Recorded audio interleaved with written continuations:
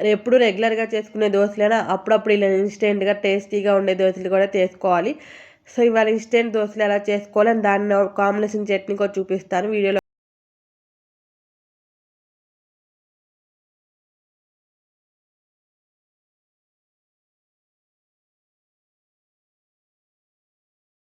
ముందైతే ఓ బౌల్ తీసుకొని దాంట్లోకైతే 2 కప్పురాలు మరమరాలైతే వేసుకోవాలి. మేమైతే వీటిని మరమరాలు అంటామండి. కొన్ని సైడ్ కొన్ని పేర్లు ఉంటాయి కదా! సో అవేంటో మీరైతే నా కామెంట్ సెక్షన్‌లో కామెంట్ చేసేయండి. సో దాంట్లోకైతే మనకి మరమరాలు మునిగేంత వరకైతే వాటర్ పోసేసుకుందాము. వాటర్ పోసుకొని అవి మునిగేలాగా ఒకసారి మీరు చేత్తో అనేసేయండి సరిపోతుంది.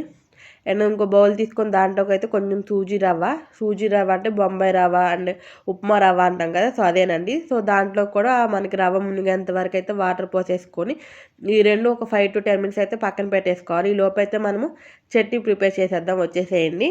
ఒక కడాయి పెట్టేసుకొని దాంట్లోకైతే మనకి పప్పులకి సరిపడంత ఆయిల్ అయితే వేసేసుకోవాలి. సో అదైతే హీట్ అయిన తర్వాత ఏంటంటే ఇప్పుడు మనమైతే పల్లీలు అయితే వేసేసుకోవాలి. నేనైతే ఇక్కడ పచ్చి వాడుతున్నానండి. మేము చట్నీకి రెగ్యులర్గా అయితే పచ్చి పల్లీలే వాడతాము. సో అవైతే లో ఫ్లేమ్లో లైట్ బ్రౌన్ కలర్ వచ్చేంత వరకు అయితే ఫ్రై చేసుకోవాలి. తర్వాత మీ కారానికి తగ్గట్టు పచ్చిమిర్చి వేసుకొని వాటిని కూడా ఫ్రై చేసేసుకోవాలి. ఈ రెండు ఫ్రై అయిన తర్వాత ఫ్రెష్గా ముక్కలు కోసుకున్న పచ్చి కొబ్బరి అయితే వేసుకొని వీటిని కూడా 1 to 2 మినిట్స్ అయితే మనం మీడియం ఫ్లేమ్లోనే ఫ్రై చేసుకోవాలి. మనం ఏ కర్రీ అయినా ఏదైనా మీడియం ఫ్లేమ్ చేసుకున్న చాలా టేస్టీగా ఉండిద్ది. ఇంకా స్టవ్ ఆఫ్ చేసుకున్న తర్వాత దీంట్లో కొంచెం పుట్నాల పప్పు అండ్ 2 చిన్న ఉల్లిపాయ గర్భాలు అండ్ కొంచెం చిన్న అల్లం ముక్క అండ్ ఒక చిన్న చింతపండు అయితే వేసేసుకోవాలి. సో ఇవన్నీ వేయటం వల్ల అంటే చాలా మంచి ఫ్లేవర్ వస్తుంది అనమాట చట్నీకి అయితే. సో అది కూల్ డౌన్ అయ్యేలోపు ఇందాక మనం నీళ్ళు పోసి పక్కన పెట్టుకున్న మనవరాల్లో నుంచి మొత్తం వాటర్ అంతా స్క్వీజ్ చేసేసుకోవాలి. అసలు వాటర్ అనేది లేకుండా గట్టిగా పిండేసుకొని అయితే దాన్ని ఒక మిక్సీ జార్లోకి అయితే వేసేసుకోవాలండి. మీకు ఎంత వీలైతే అంత గట్టిగా పిండేసుకోండి. తర్వాత అయితే మనం నీళ్ళు పోసి పక్కన పెట్టుకున్న రవ్వలను కూడా గట్టిగా పిండేసి మనం ఆ రవ్వను కూడా మిక్సీ జార్లో వేసేసుకోవాలి. అండ్ మీ దగ్గర పుల్లటి పెరుగు ఉంటే పుల్లటి పెరుగు, లేదు అంటే కమ్మటి పెరుగు ఉంటే కమ్మటి పెరుగు అయినా వేసేసుకోవచ్చు దీంట్లో. వేసుకొని దీన్ని అయితే ఇప్పుడు నేను మీకు వీడియోలో చూపిస్తున్నా కదా, అలా అయితే గ్రైండ్ చేసేసుకొని పక్కన పెట్టేసుకోవాలి.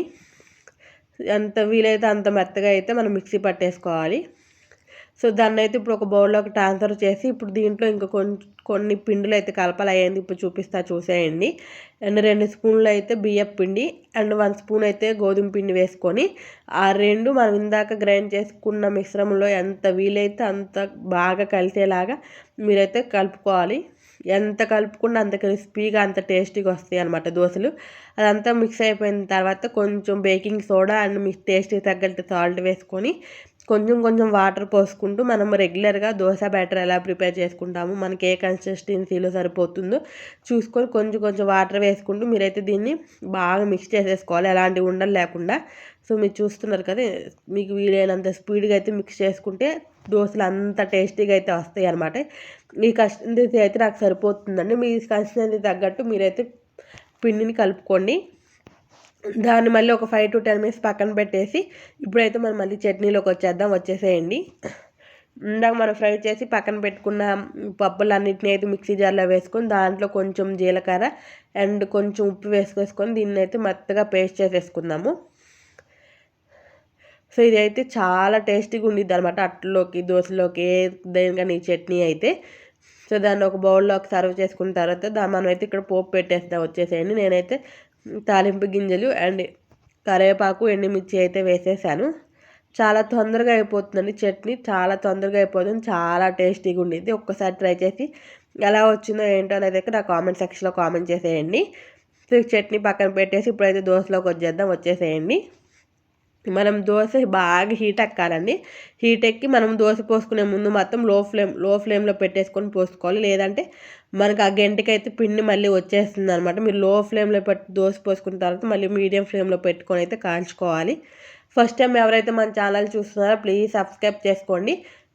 సో ఇంక మీకు ఎలాంటి వీడియోస్ కావాలో ఏంటో అనేది అయితే నాకు కామెంట్ సెక్షన్లో కామెంట్ చేయండి. మన ఛానల్లో ఇలా ఇన్స్టెంట్ రెసిపీస్ కానీ చట్నీస్ అలా చాలా వీడియోస్ అయితే ఉన్నాయి అనమాట. రెగ్యులర్గా నేనైతే వీక్లీ 3 వీడియోస్ లాంగ్ వీడియోస్ అయితే పోస్ట్ చేస్తాను. సో అవన్నీ మీరు మిస్ కాకుండా చూడాలి అనుకుంటే మన ఛానల్ మీద అయితే 2 కళ్ళు వేసేసేయండి. మన ఛానల్ అయితే సబ్స్క్రైబ్ చేసుకోండి. ఆల్రెడీ సబ్స్క్రైబ్ చేసుకున్న వాళ్ళకి thank you so much. Thank you for watching.